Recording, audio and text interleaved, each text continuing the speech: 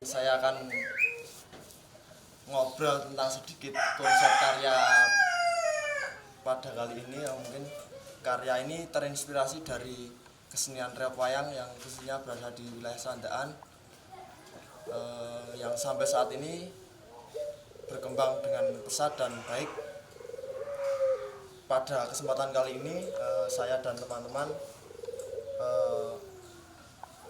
membuat karya yang bersumber dari reok wayang dengan visual yang berbeda, akan tetapi tetap memegang kuat esensi-esensi yang ada pada kesenian rakyat tersebut. Seperti hal reok wayang mempunyai pokok aturan, yaitu tandingan, yang menurut interpretasi saya tandingan tersebut tidak jauh dari keseimbangan.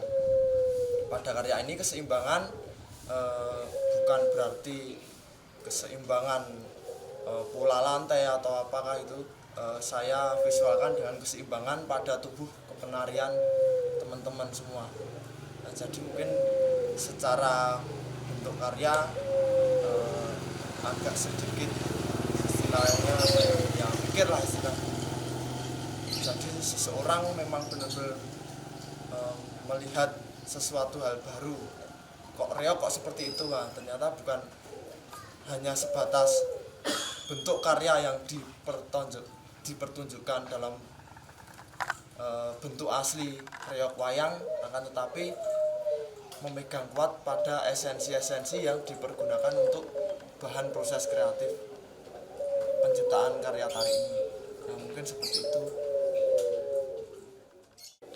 Karya tari ini berjudul Mulah, yang mungkin bisa diartikan melakukan, dan olah adalah melakukan sesuatu, membuat dari olah.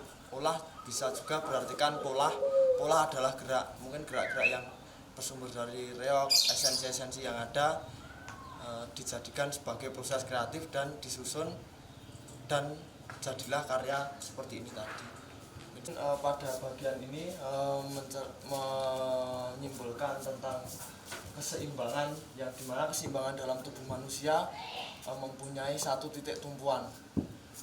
Misal dalam tubuh ketika kita menari harus ada satu titik tumpuan, mungkin dalam mulai ini ada beberapa gerak yang memang itu sifatnya move, dan ada sesuatu yang menjadi tumpuan.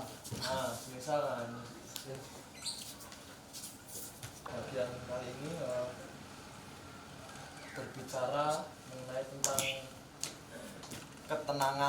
ketenangan mungkin yang ada dalam tubuh manusia ketika melakukan sesuatu hal, dan ada beberapa motif gerak, esensi gerak yang memang itu ada pada kesenian rakyat reok itu. Mungkin ada beberapa pola-pola yang memang ada pada reok, seperti garis-garis yang bersifat, menurut pemikiran saya itu adalah konsep baris berbaris. Seperti itu. Dan terus kontinuitas ketika gerak ada pada penari, walaupun dalam segi gerak mungkin tidak terlalu berapa, tapi kita memang memegang erat esensi-esensi yang ada dan dikemas dalam bentuk yang baru seperti ini. Ini adalah bentuk pola bagian awal intro, menggambarkan tentang ketika kita akan melakukan sesuatu, kita tidak jauh dari kata berdoa, dan intinya kita manembah manah kaulo Gusti, kiranya kita menyembah Tuhan, meminta doa ketika kita akan melakukan sesuatu hal. Ini ada pada bagian 1, dan memang pada kesenian reok wayang itu sendiri memang sejak awalnya ada proses religi yang harus dilakukan ketika sebelum istilahnya pentas dimulai, mungkin itu. Pada kali ini saya akan sedikit banyak juga bercerita tentang mungkin kenapa kostum ada beberapa bagian aksesoris yang menggunakan janur. Seperti halnya keris-kerisan terbuat dari janur. Nah, mungkin seperti yang dibuat teman-teman, ada beberapa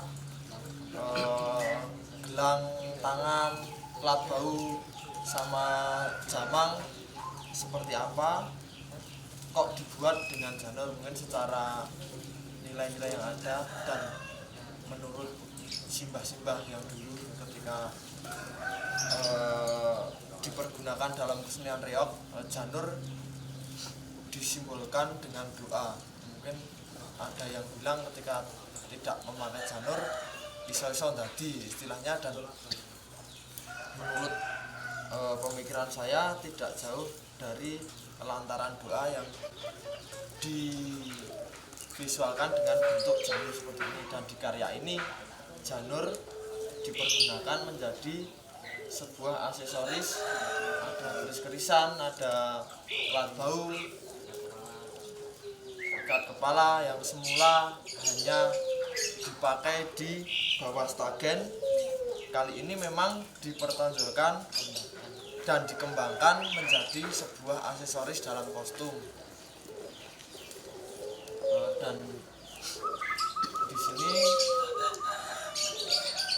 banyak juga memang keuntungan dan ada sesuatu hal baru yang terlihat dengan sesuatu hal yang sederhana, dan itu dijadikan sebagai faktor pendukung, faktor mungkin pemanis dalam busana, dan ada beberapa nilai-nilai yang memang pada karya ini menjadi kuat dengan adanya janur seperti ini. Mungkin yang dulunya janur kuning ya mungkin saat ini agak tua sedikit karena yang musim kemarau kayak gini agak sedikit dan tidak menjadi sesuatu hal yang mungkin tidak mengganggu proses berkarya kita dengan mungkin seperti ini contoh keris-kerisan yang dibuat.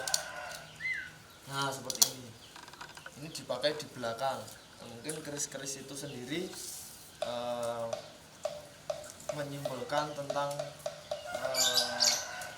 istilahnya apa ya, melindungi diri, untuk melindungi diri dan tolak balak, dan tidak jauh ketika ngomong keris itu untuk apa ya mas, pada wilayah Jogja sendiri, Jawa khususnya mungkin menjadi senjata ciri khas buat melindungi diri, senjata tradisional seperti itu. Dan ada juga seperti pengikat kepala, nah seperti ini dan dikasih begini. Mungkin secara pemikiran baru juga muncul ketika kita menggunakan sesuatu hal yang memang dianggap sederhana, akan tetapi kita mempertimbangkan dengan adanya nilai-nilai dan esensi pada bahan ini tersebut. Bahan ini mungkin ini bisa dipergunakan di kepala, yang dulunya memang janur melambangkan, menggambarkan, menyimbolkan tentang simbol-simbol doa, mungkin agar supaya mendapatkan energi positif ketika kita melakukan sesuatu pementasan reog yang dulunya dipakai di bawah stagen, dan saat ini kesempatan kali ini kita pergunakan menjadi aksesoris yang tidak jauh dari apa yang dulunya ada. Seperti itu, mungkin ada yang di tangan, ada yang di kepala. Mungkin yang di kepala mungkin ketika kita melakukan sesuatu, melakukan doa, kita mempunyai tujuan apa, tidak jauh dari pikiran kita yang kita masukkan dalam hati. Kenapa kok ini dipakai di kepala? Kepala adalah sumber pemikiran. Jadi ketika kita mempunyai suatu pikiran yang akan kita sampaikan kepada Allah, mungkin bisa kali ini dipasang di kepala. Kenapa di tangan? Ketika kita melakukan sesuatu, kita melakukan sesuatu tidak jauh ya alat tubuh. Mungkin tubuh sebagai media kita melakukan sesuatu. Mungkin tangan juga seperti ini.